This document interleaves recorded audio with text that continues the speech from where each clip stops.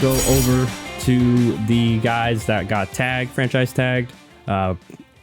Mainly going to focus on the quarterbacks. The first one that we'll talk about is Daniel Jones. This one kind of occurred at the buzzer because there was rumors that if they weren't, that they were hoping to get a Jones deal done so they could tag Saquon Barkley, the New York Giants. And like I said, pretty much within that last hour, there's a report that they got the deal done and they tagged Saquon. So John, I'm gonna throw it to you because you're renowned for that YouTube short. You're trying to calm down the Giants hype train last preseason because they were all expecting him to become Josh Allen. As we saw, he didn't, but he got paid pretty handsomely like a Josh Allen. So what are your thoughts on this re-sign for Daniel Jones and the Giants?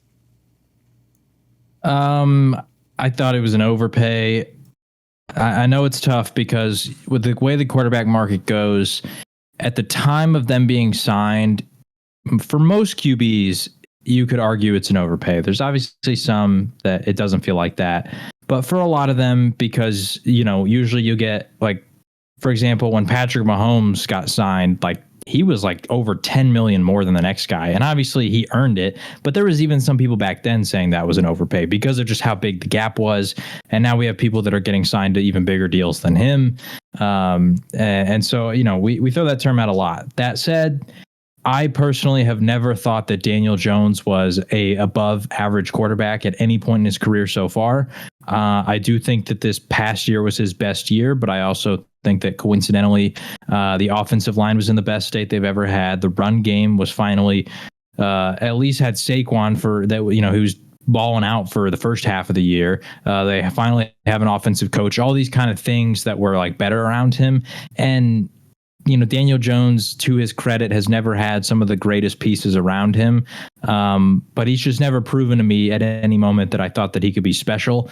And other QBs who have had issues around them have. Like Joe Burrow has never had a good offensive line. He didn't have Jamar Chase's rookie year. Justin Herbert had a terrible offensive line his rookie year. They didn't have any defense that year. His coaching staff was terrible too. So we've seen other really special quarterbacks have stuff around them. I've never seen that with Daniel Jones. And so I don't think that he's worth the money that he got personally. Just to put it into comparison too, he is now, I believe I'm pulling up the list of like the highest paid quarterbacks. I believe he's the 7th highest paid quarterback in the league in terms of average salary, technically tied. So 7/8/9 because he's tied with Dak Prescott and Matthew Stafford.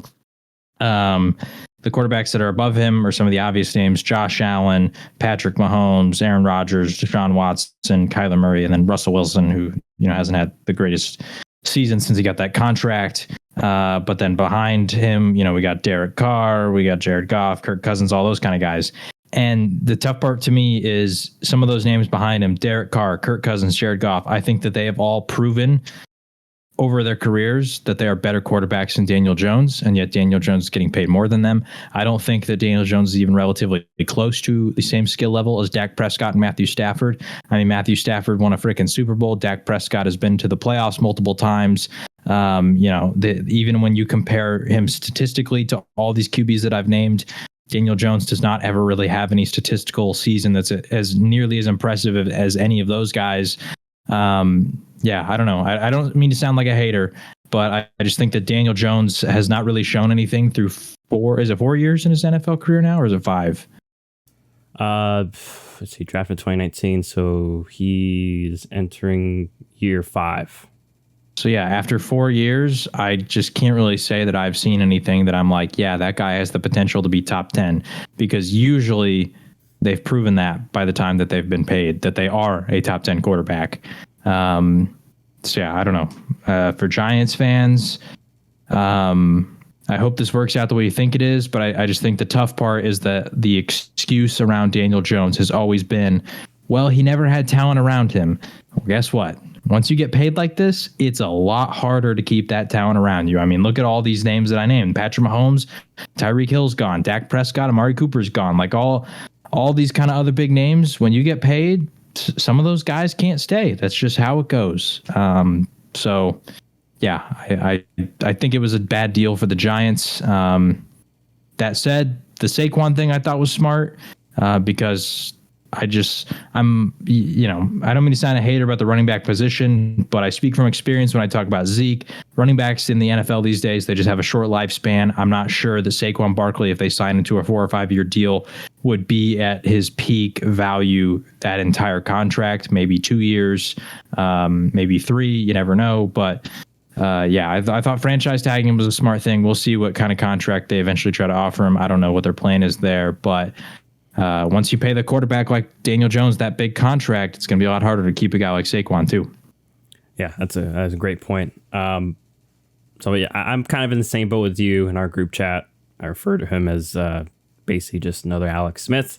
'Cause that's what he was this year. And even I'm not a big PFF rankings guy, but even PFF. I saw Theo Ash NFL. I put that tweet in our group chat, but he said PFF had Daniel Jones with 7 total big time throws last year. So it kind of shows you the style. Like, yes, he had success last year, but shows you the style that they were just managing games. Great game planning from the coaches. We applauded that throughout the season, and I am going to applaud Daniel Jones. I mean, it's not like anyone could just be a game manager per se.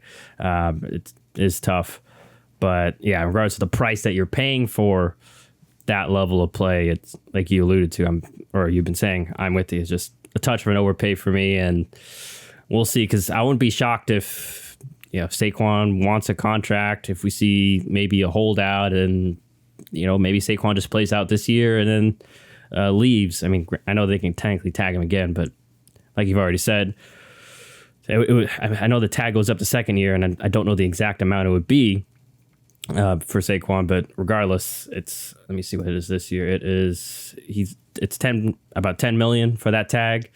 So I imagine it will probably go up to, usually it's like 50% ish more. So about 15 million for 1 year for a running back. I will say maybe there is a little bit more untapped potential with Daniel Jones, but kind of got to see it to believe it. And like you've said, it's going to be tougher to see that and get more pieces around him now that you've given him this big contract. So it'll be up to them drafting, which already doesn't help that a receiver that they did draft early in the first round for Daniel Jones, Kadarius Toney, they sent him off for basically a bag of peanuts. And I do want to add real quick too. Sorry, I didn't mean to cut you off. No, you're good. I do want to add too that the unfortunate part about the Giants as well is once you pay the quarterback, it's a lot harder to build a contender. They also have some other kind of bad contracts. Like Kenny Golladay has clearly not lived up to his value. I'm trying to find his dead cap right now. He's got a $15 million dead cap, which is pretty big. So I don't know if they want to get rid of him. Adoree Jackson, I don't think he's like Kenny Golladay level bad, but the guy's getting paid a $20 million contract, and I'm not I don't see anybody discussing Adoree Jackson as like a top 10 corner, but he's getting paid like one. So I don't know. I just think that the Giants are kind of in this weird spot where if the Daniel Jones contract doesn't work out, it's really tough to imagine that they can kind of fix it over the next 4 years just with some of the contracts they have on the books right now. So I bring this up to say the Saquon decision is kind of important, right? Because if you throw him a 5-year deal and 2 years in, it's like the Cowboys with Zeke, where he's not really living up to that contract anymore. His dead cap is massive because we gave him a big deal. They could just be in a really, really tough spot financially. Yeah. So we'll see obviously how this affects the Giants going forward. But at least got Daniel Jones locked up.